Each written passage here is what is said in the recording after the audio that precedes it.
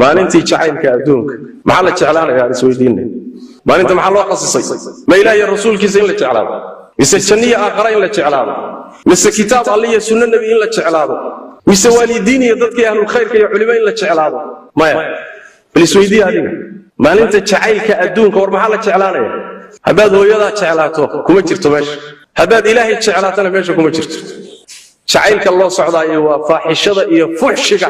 iyo wiilasha iyo dumarka rag iyo dumarka in la isku salido oo maalintii la isjeclaa la isku fakado kadibna kilaabiye inta la samaysto wixii la doono la sameeyo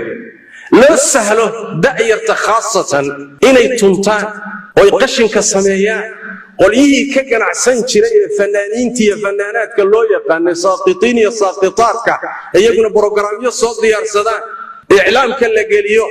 دائرة الله أورصده لعق لقى أورصده أخلاق دودي دين تودين اللي بجوه مهمة دو إنت كمان بالله لكن هذه